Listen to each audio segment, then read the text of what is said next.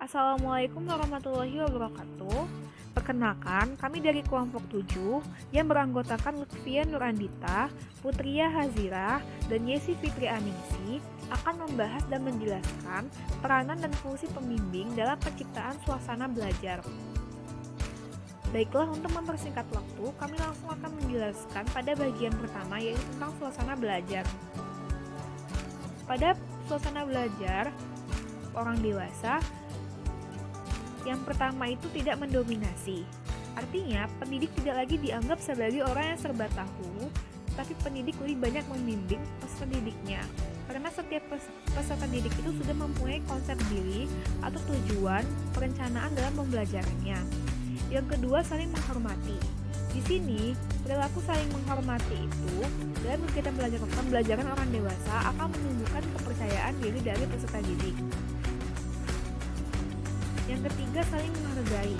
Sama seperti dengan saling menghormati, dalam kegiatan pembelajaran, orang dewasa sangat mementingkan harga dirinya. Yang keempat, saling mempercayai.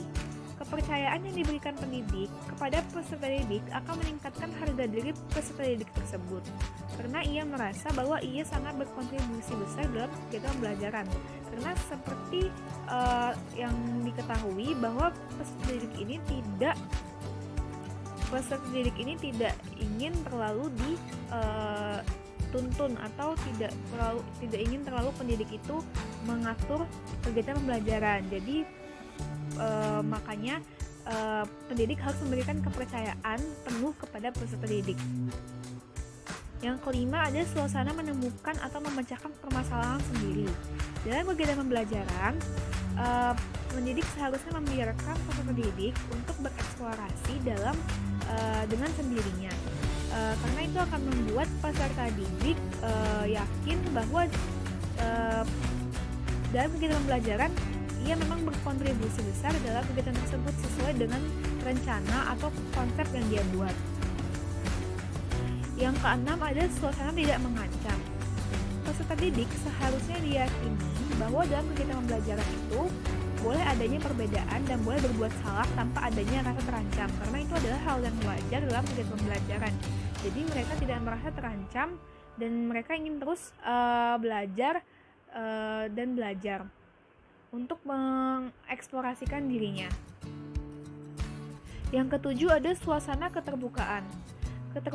Keterbukaan di sini dalam bentuk keterbukaan untuk mengungkapkan diri sendiri serta terbuka untuk mendengarkan dan memahami orang lain dari sisi orang lain itu sendiri. Artinya, sesama peserta didik itu harus saling terbuka dan mendengarkan dan memahami apa yang dirasakan dan apa yang dialami oleh peserta didik lainnya. Yang kedelapan, ada membenarkan perbedaan.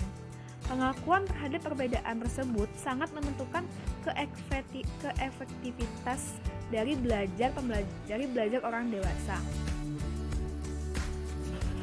Yang kesembilan, ada evaluasi bersama dan evaluasi diri. Di sini, peserta didik secara bersama-sama menilai apakah mereka paham dengan kegiatan-kegiatan yang mereka lakukan, serta apakah ada manfaat yang didapatkan dari pembelajaran tersebut. Yang ke-10, ada mengakui untuk berbuat salah. Orang dewasa akan belajar dengan baik jika mereka diberi hak untuk berbuat salah. Karena dari adanya kesadaran kesalahan yang dia buat itu akan memotivasi dirinya untuk terus memperbaiki kesalahan tersebut agar rencana dari pembelajarannya itu dapat tercapai. Baiklah, untuk selanjutnya yaitu fungsi pembimbing akan dijelaskan oleh Yesi. Yang B yaitu fungsi pembimbing. Yang pertama, ada penyebar pengetahuan yang berfungsi menyampaikan pengetahuan atau informasi kepada peserta didik. Jadi, pengetahuan tersebut bisa dikembangkan atau menyebabkan pola pikir seorang dewasa mampu lebih mengembangkan pengetahuannya dalam pembelajarannya, sehingga ia dapat mengetahui secara luas tentang pengetahuan yang telah diberikan. Yang kedua, pelatihan keterampilan yang memberikan latihan keterampilan yang sesuai dengan kebutuhan peserta didik. Keterampilan tersebut digunakan untuk meningkatkan kualitas keterampilan sehingga peserta didik mampu mengembangkan keterampilannya untuk membuat suatu usaha sendiri. Yang ketiga, perancang pengalaman belajar, menciptakan situasi untuk mendapatkan pengalaman baru bagi peserta didik. Yang keempat, fungsi pencegahan, berupaya untuk mencegah kemungkinan timbulnya masalah pada peserta didik, atau juga membantu menyelesaikan setiap permasalahan yang ada dialami oleh peserta didik tersebut. Yang kelima, fungsi penyesuaian, guru berupaya membantu siswa menyelesaikan program pembelajaran agar dapat menyesuaikan diri dengan lingkungan. Yang keenam, fungsi perbaikan, memahami kesulitan belajar, misalnya dengan pengajaran remedial. Jadi, dalam perbaikan tersebut, siswa dapat mampu untuk mengubah pola pikirnya sehingga dalam perbaikannya bisa menciptakan suatu kesulitan tersebut sehingga menjadikannya lebih mudah lagi. Yang ketujuh, fungsi pemeliharaan. Belajar dipandang positif harus tetap dipertahankan dan ditingkatkan agar tidak mengalami kesulitan lagi. Yang selanjutnya yaitu peranan pembimbing dalam proses belajar. Yang pertama sebagai pamong belajar. Pamong belajar berarti orientasi pembelajaran berpusat pada peserta didik.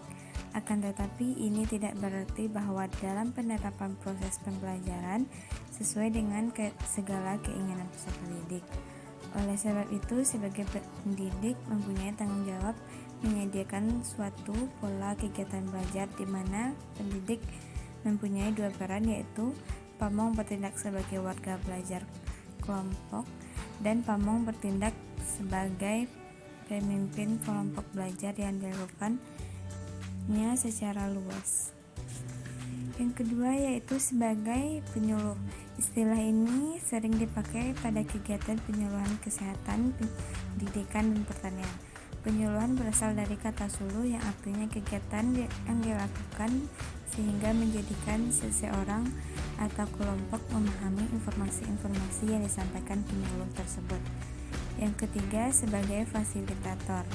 Fasilitator adalah orang yang memberikan kesempatan kepada peserta didik atau memfasilitasi mereka sehingga mereka akan aktif mengarahkan diri sendiri. Contohnya dalam membangkitkan peran peserta didik dalam mempelajari pesan-pesan pembangunan digunakan permainan simulasi. Kegiatan belajarnya dilakukan secara berkelompok untuk menggerakkan kegiatan belajar. Permainan simulasi tersebut keberadaan dan berfungsi sebagai fasilitator. Yang keempat sebagai tutor. Pembelajaran masyarakat melalui kegiatan pendidikan luar sekolah, misalnya program pakaian A, B, dan C, dan dibimbing oleh seorang tutor.